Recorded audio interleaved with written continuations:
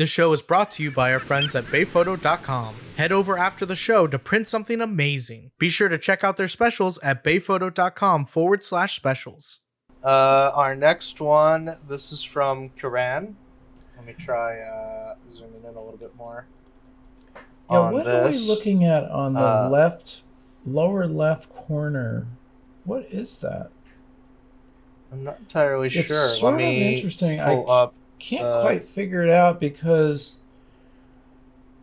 you know what's cool about this photograph? Wow, look at that. You've got leading lines and you've got a subject right in the center there. There's your punctuation point. Yeah, super cool.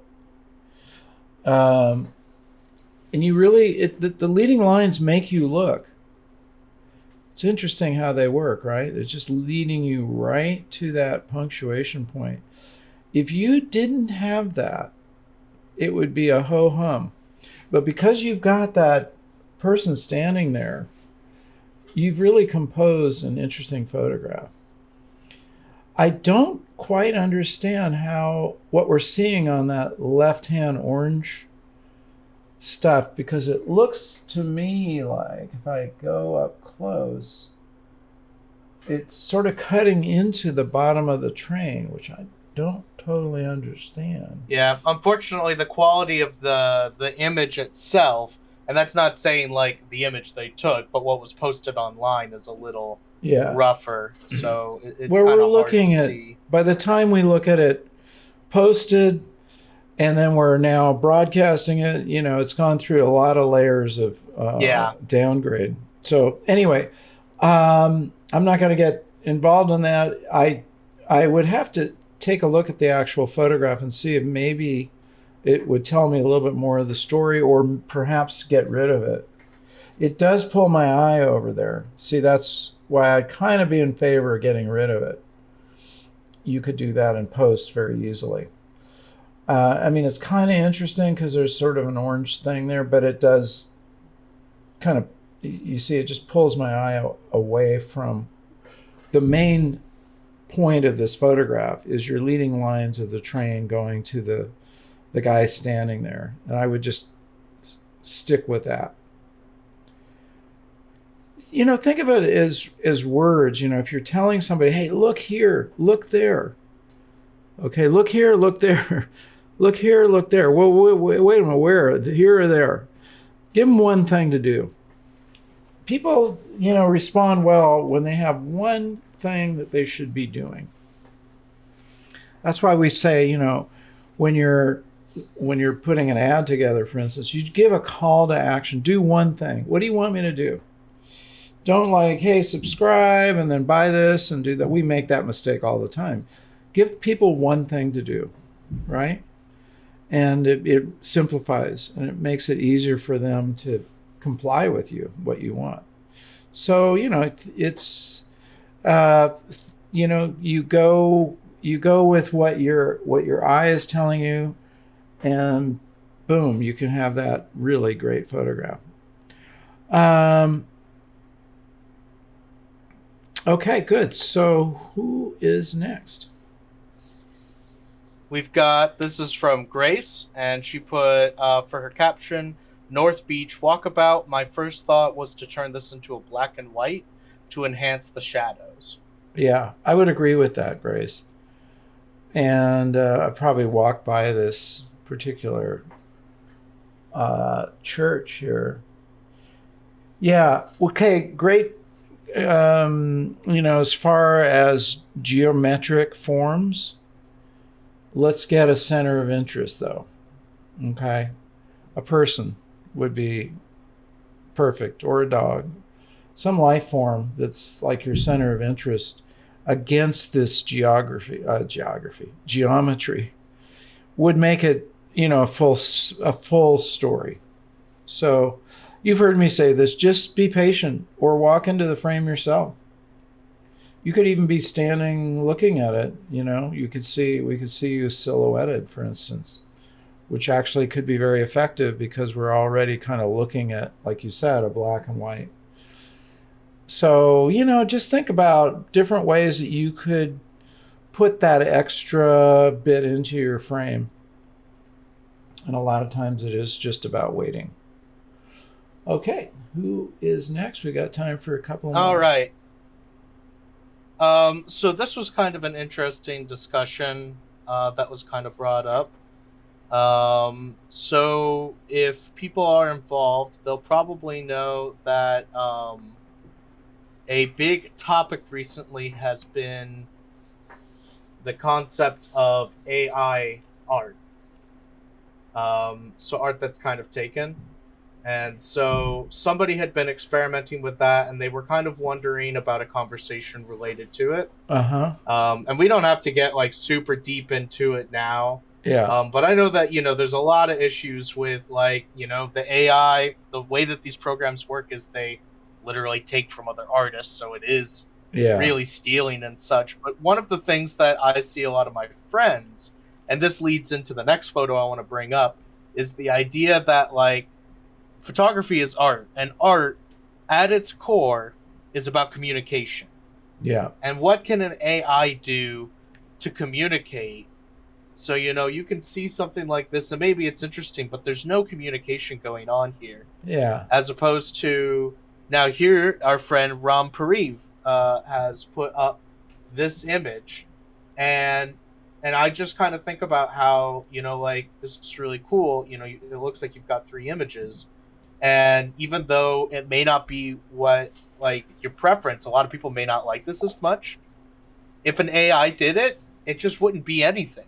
But this was, Ram had a message that he wanted to communicate, and this was the way he chose to do it. And that makes it infinitely more interesting than anything that an AI art makes, in my opinion. That was just kind of some 2 cents I wanted to throw in. Yeah, I tend to agree with you. I'm not. I probably would never create a photograph that was just AI. As opposed to this, look at David Hockney. You might bring up Jared. Might just I'll bring it up. Google his stuff. Hockney? He's got David Hockney, amazing artist. And so what he's done, there's lots of different versions of this. Let's see if we can find the one that's. Oh, no, I know one of his. He's taken hundreds of photographs and put them together into a scene. And there's one in the desert. David Hockney, like collage. Yeah. Let's see if you bring them up. There's one in the desert. Yeah, there it is. Oh, that's yes. Click on that top one and see if you can bring it up. Working on bringing it up. My internet's a little slow at the moment. But. So this is kind of like, it's completely not artificial intelligence whatsoever. He took hundreds of photographs that are really, any one of them would be just kind of a snapshot on its own, but he glued them together. I think it's fascinating what he did here. I want to actually try this sometime. It's just an example of kind of, this to me is the other side of what we're seeing here with the AI. And this, there you go. Okay. So just hundreds of photographs. See, you can see each one of those is a photograph glued down. I think it's brilliant. I think it's amazing. Mm-hmm. But this is this is an artist, at work here, and he took all those photographs. Yep. I would go in that direction rather than using computer generated stuff. That's my recommendation. Okay. Who else have we got? We got a few more. Stuart is in Cambridge, Minnesota. 5 degrees below zero. Whoa. Thanks for joining us, Stuart, and glad you're out of the cold.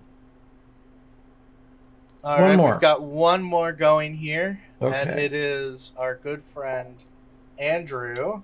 Now, as some people know, Andrew has been working on his series on the border, and he has shown us some great images he took at a migrant camp in El Paso. Oh, yeah. So he's been working on this whole border thing. Yeah. Yes. Telling a story. I thought we could go through these, and then we can go through some of the Yeah. individual ones. These are, it's a photo essay, so they're not standalone photographs necessarily. Very interesting. Yeah.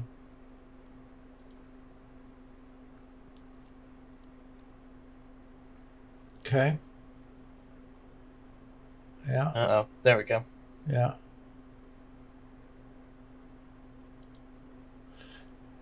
Yeah. I'm a fan of your story here. This is probably the most interesting photograph so far as a standalone photograph. The guy clearly is your center of interest here, holding up his hand. And then you've got layers. You've almost got some frames within frames there. So that has a lot of interest to me, and a lot of texture with the building. Definitely black and white makes that work really well. Yeah. Yeah. Okay. So, you're putting a story together. You might want to edit out. You put them together and you go, well, does this help or not? Does this help the story or not? This one's pretty interesting. It's a pretty new car. I mean, look at that. It's not an old junker. Mm-hmm. So it's kind of, to me, it's like a story of like, what is this person doing with this pretty fancy, new, relatively new Honda here with a bunch of clothes sort of thrown on the hood. That's a story. Something went really wrong here. Anyway, that's kind of where you're building as a story. You've got these different images. Yeah, just keep in mind, you put them down, you put them on a table, you print them, put them on a table, move them around, see how they fit together. If they don't fit at all, get rid of them. It's a lot like video editing. You've got this footage that you've shot, and then you've got to decide does it help you with the story? Does it fit in? Does it keep your audience moving forward in it, or does it kind of pull out? And that's what you're doing when you're putting a photo story together. Please subscribe and enable the bell so you don't miss any of our new shows. Like the video and please share it and leave your comments. I love hearing from you. And remember to get out and capture your own images of life.